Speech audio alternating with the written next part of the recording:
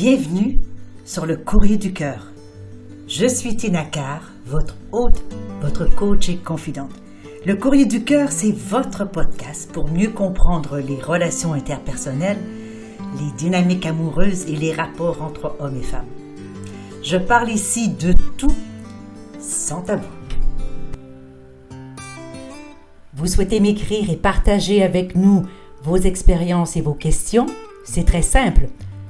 Par courriel à tina@tinacar.ca. C'est parti!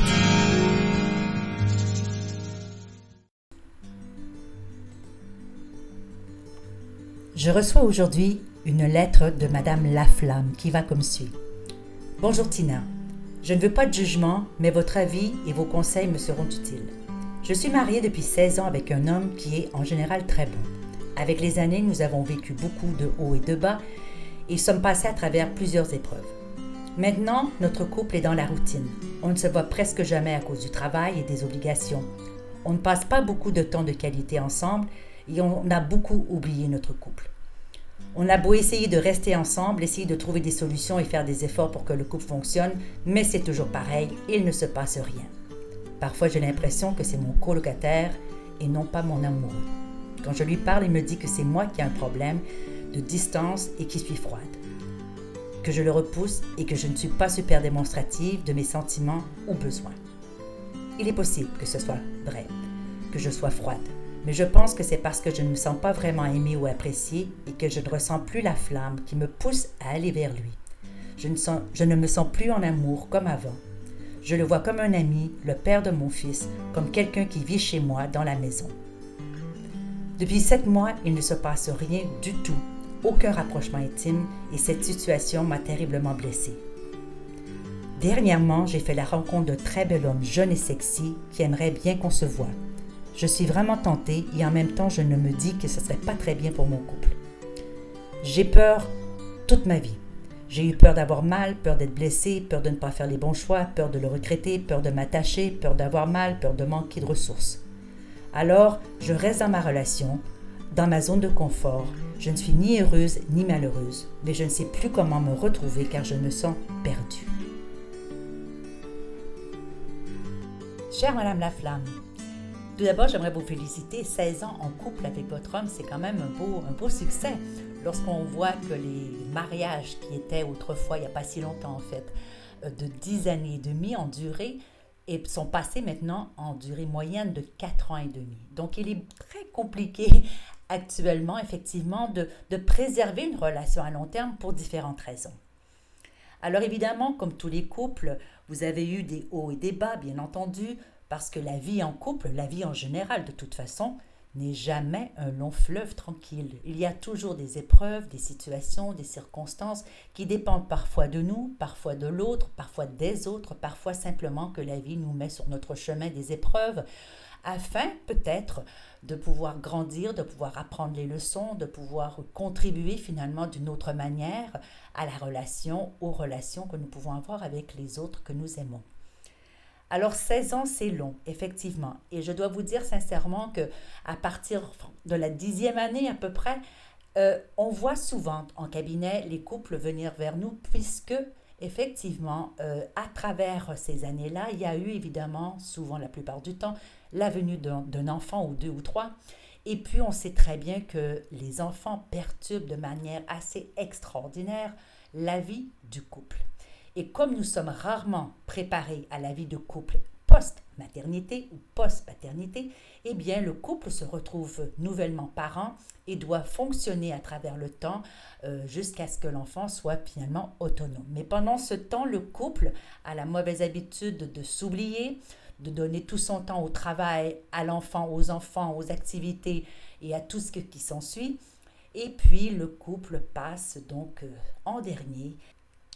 Alors, vous dites que vous êtes depuis 7 mois sans avoir de rapport intime. Il est entendu, chère Madame Laflamme, que pour un couple, passer autant de temps sans relation intime peut poser un problème supplémentaire parce qu'à force de ne pas se rapprocher, eh bien le couple s'éloigne, bien entendu. Alors, est-ce que c'est parce qu'il y a un manque d'intérêt pour vous? Il semblerait que vous n'ayez pas tout à fait la même fougue pour votre mari qu'au départ. Il est bien entendu que tout ceci est totalement normal et je suis à peu près certaine que votre mari n'a pas non plus la même fougue qu'il avait pour vous quand il avait ses 20 ans. Il faut aussi comprendre que les femmes, contrairement aux hommes, et c'est un peu surprenant quand on voit les statistiques, que les femmes s'ennuient très rapidement dans une relation amoureuse et on dit même qu'après la première année, la majorité des femmes s'ennuient passablement dans leur relation intime. Alors, que faut-il pour retrouver la fougue? Que faut-il pour retrouver un peu de sens à la vie de couple? Surtout lorsque je comprends bien, Madame Laflamme, que vous avez donc ce jeune homme. Est-ce que c'est tentant? Bien entendu. Est-ce qu'il faut passer par-dessus la clôture? Là, chacun fait ses choix, chacun a le libre arbitre de sa vie et de ses relations. Ma question que je pourrais vous poser, et vous vous la posez même un petit peu dans votre lettre, qu'est-ce que cela va changer à votre vie? Qu'est-ce que cela va donc avoir comme impact surtout sur votre relation, sur votre mariage, sur votre relation avec votre conjoint? Il est certain que de sauter la clôture, d'avoir une aventure, d'être infidèle, d'avoir l'adultère, appelez-le comme vous voudrez, ça fait beaucoup, beaucoup de bien à l'ego de la personne qui donc a cette aventure-là. Pourquoi? Parce que soudainement, nous nous sentons désirés, désirables, nous nous sentons un peu aventurières, naïves, insouciantes. Il y a un peu ce brin de folie qui accompagne la nouveauté d'une idylle finalement qui se présente à nous. Elle est d'autant plus excitante lorsqu'elle est construite, lorsqu'elle est amenée dans le secret, dans le mensonge. Hein? Parce qu'on dira ce qu'on voudra, il est très très compliqué d'avoir une aventure extra-conjugale si on ne s'embarque pas dans tout un scénario de mensonges blanc ou pas blanc. Mais il est entendu qu'il est un peu compliqué de pouvoir jauger, gérer finalement deux relations, soit une du mariage et une à l'extérieur du mariage. Vous me direz qu'il y en a qui réussissent très très bien et qui peuvent passer une année, 2 ans, 3 ans, 25 ans finalement avoir des amants ou des maîtresses. Mais est-ce que cela va vraiment satisfaire finalement votre besoin de vous rapprocher de votre mari? Ou bien est-ce que cela va simplement confirmer que la relation que vous avez avec votre mari n'a plus d'intérêt pour vous ou n'a plus finalement suffisamment de vitalité pour que vous ayez envie de la continuer? À ce stade-ci, il y a plusieurs choses que vous pourriez faire pour pouvoir tout au moins vérifier, vérifier avant de peut-être commettre un geste que vous pourriez regretter, parce que dans le cas d'infidélité, on ne sait jamais, mais alors jamais, comment est-ce que notre partenaire va réagir. On peut croire, même si nous en avons discuté auparavant, nous pouvons croire éventuellement que le partenaire accepterait ceci, ce serait simplement une escapade, ce ne serait pas très grave. Mais par expérience, j'ai vu des couples de très longue durée avoir vraiment des très gros problèmes suite à une petite escapade qui finalement ne semblait pas très importante ou très significative.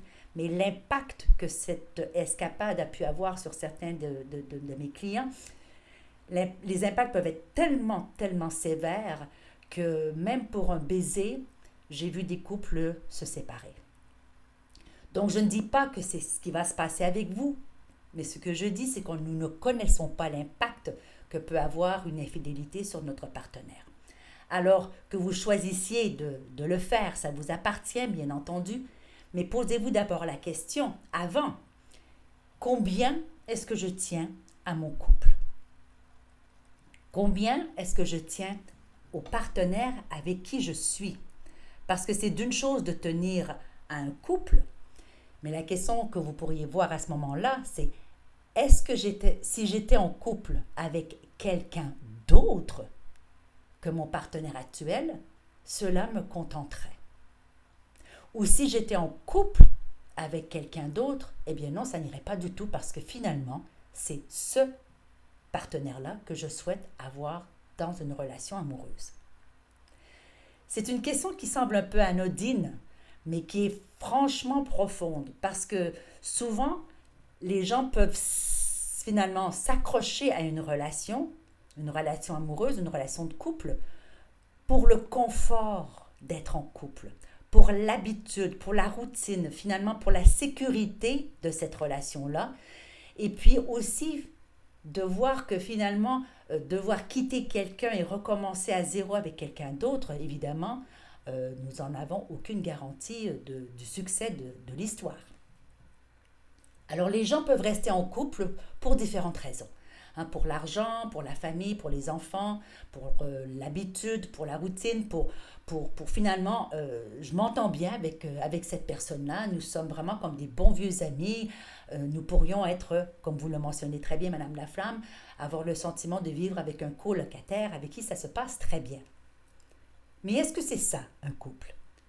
Est-ce que c'est ce genre de couple que vous voulez? Il est possible qu'après quelques années, quelques décennies même, qu'un couple, finalement, laisse tomber l'intimité, ou du moins s'en dégage petit à petit. Par contre, je pose la question à vous et à votre partenaire. Est-ce que vous souhaitez, vous, être dans un couple sans intimité?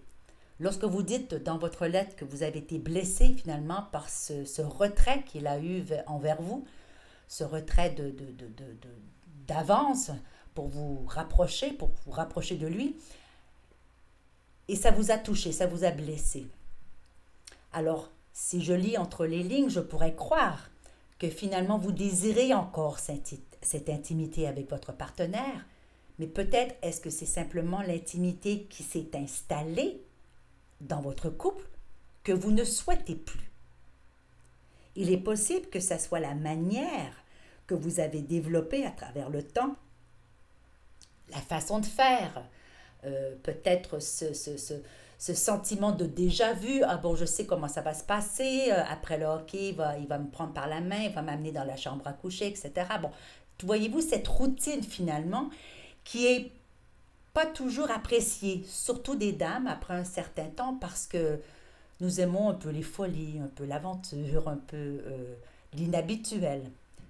Et il est certain, chère Madame Laflamme, que dans une relation de couple, ce qui tue le désir, c'est justement la proximité, et l'intimité a besoin de distance, d'ennui et d'absence. Ça veut dire que lorsqu'on se trouve séparé de notre partenaire pendant quelques jours, quelques semaines, si vous avez déjà remarqué, si vous avez déjà vécu un peu cette distance physique, eh bien les partenaires, les conjoints, les amoureux se retrouvent souvent avec une nouvelle énergie, un nouveau désir, une nouvelle façon de faire, parce que justement, on s'est ennuyé l'un de l'autre. Alors lorsqu'on vit avec quelqu'un jour et nuit, depuis plusieurs années, il est entendu que cet espace qui est nécessaire au désir n'existe pas ou peu. Alors souvent, je conseille, moi, à mes couples de prendre du temps à part. Parce qu'ils ont probablement négligé finalement leurs propres amitiés, leurs propres sorties, leurs propres activités personnelles, leurs propres intérêts, je ne sais pas moi, des arts, les musées, le magasinage, le sport, peu importe. Et vous avez développé, les couples ont développé une espèce de modus operandi où est-ce que le quotidien embarque aussi dans le quotidien finalement une activité ou pas que vous faites ensemble.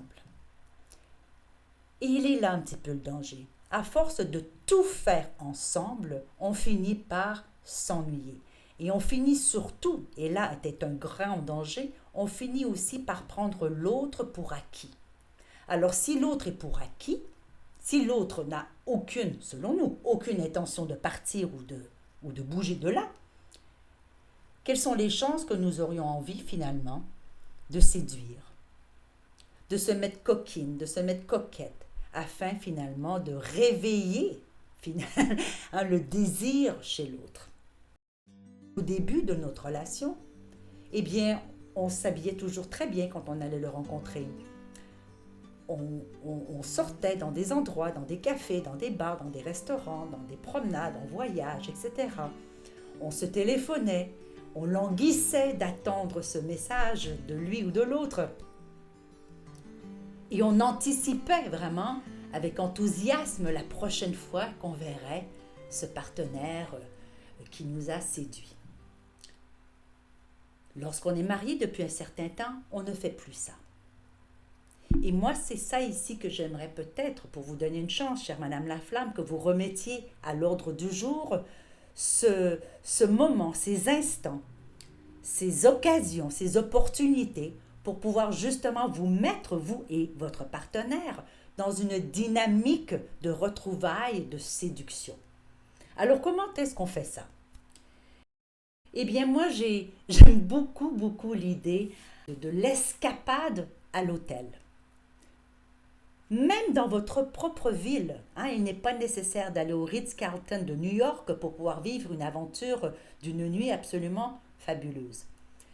Lorsque les gens me disent « Mais Tina, j'ai pas un gros budget », mais je leur dis « Regardez, il existe des motels sur certaines routes où est-ce qu'ils font des siestes, qui proposent des siestes de 3-4 heures. Ça peut être seulement ça. L'idée de l'hôtel, c'est pourquoi? C'est parce qu'on peut se donner rendez-vous là-bas. On ne part pas ensemble. Un prend le taxi, prend la voiture, peu importe. Et on se rencontre là-bas. Ou si c'est trop compliqué, vous pouvez vous rencontrer peut-être à la sortie de la maison comme si vous étiez des amoureux et qui vous partiez ensemble pour une nouvelle aventure.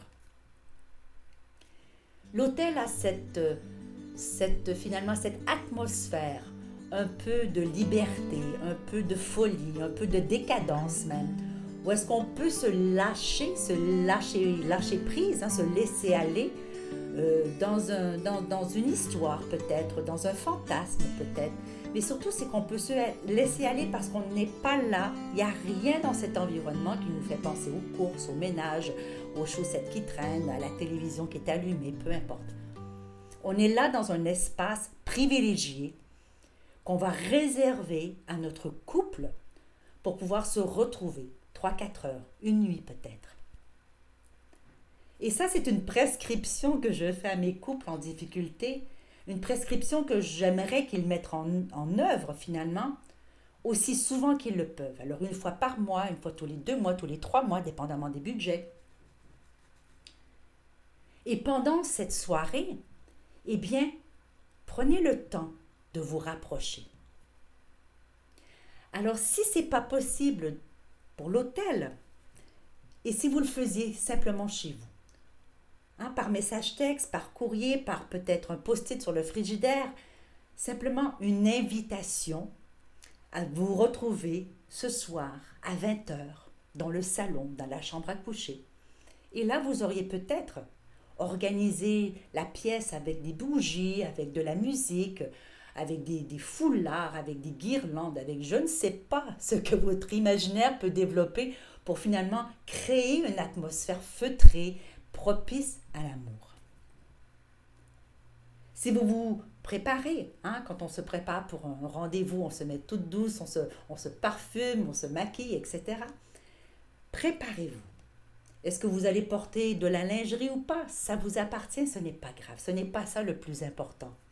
Le plus important, c'est que vous soyez dans un état où vous vous sentez désirable, où vous vous sentez féminine.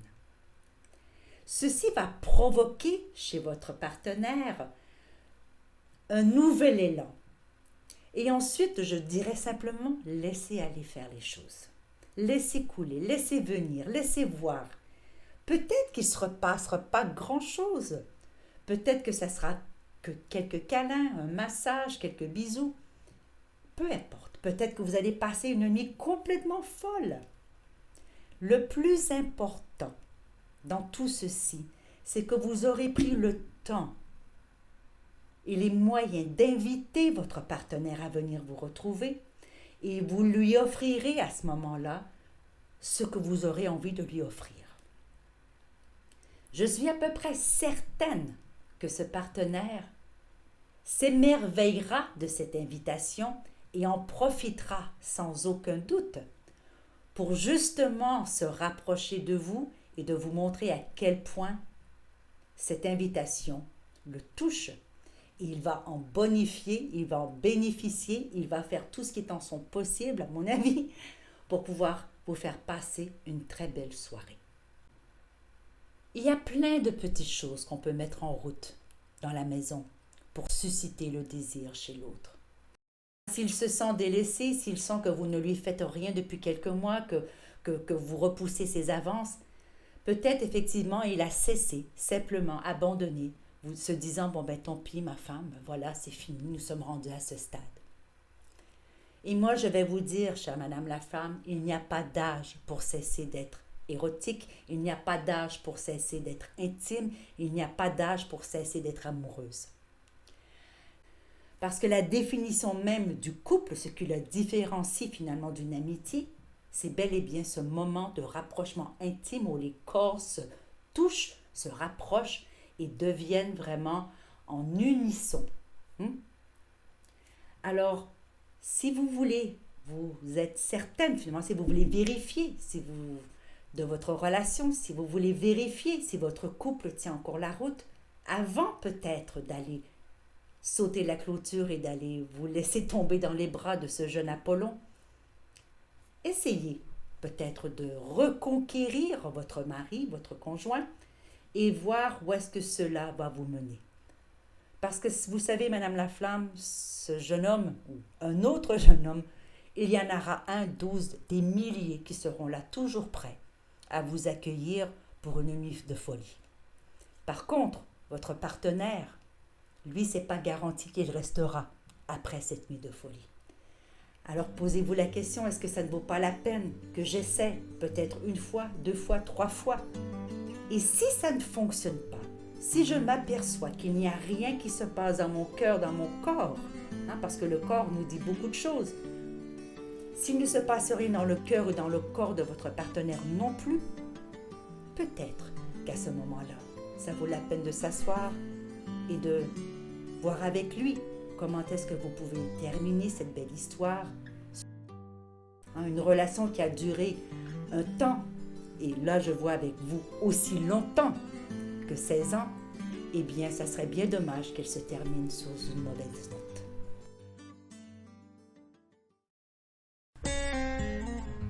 Nous voilà à la fin de cet épisode du Courrier du Cœur. Merci d'avoir été là et d'avoir partagé ce moment avec moi. J'espère que vous y avez trouvé de la valeur. Si vous ne l'avez pas déjà fait, eh bien je vous invite à vous abonner à ce podcast afin de manquer aucun épisode. Et vous pourriez, par la même occasion, si le cœur vous en dit, écrire un commentaire ou laisser une appréciation avec quelques étoiles. Alors je vous retrouve dans un prochain épisode du Courrier du Cœur. Mon nom est Tina Carr, je suis votre hôte, votre coach et votre confident. À bientôt.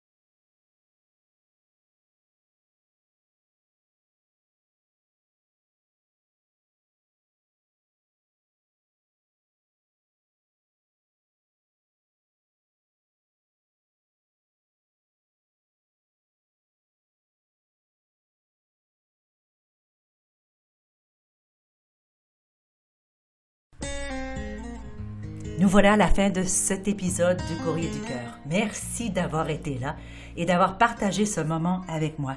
J'espère que vous y avez trouvé de la valeur. Si vous ne l'avez pas déjà fait, eh bien, je vous invite à vous abonner à ce podcast afin de manquer aucun épisode. Et vous pourriez, par la même occasion, si le cœur vous en dit, écrire un commentaire ou laisser une appréciation avec quelques étoiles. Alors, je vous retrouve dans un prochain épisode du Courrier du Cœur. Mon nom est Tina Carr, je suis votre hôte, votre coach et votre confidente. À bientôt.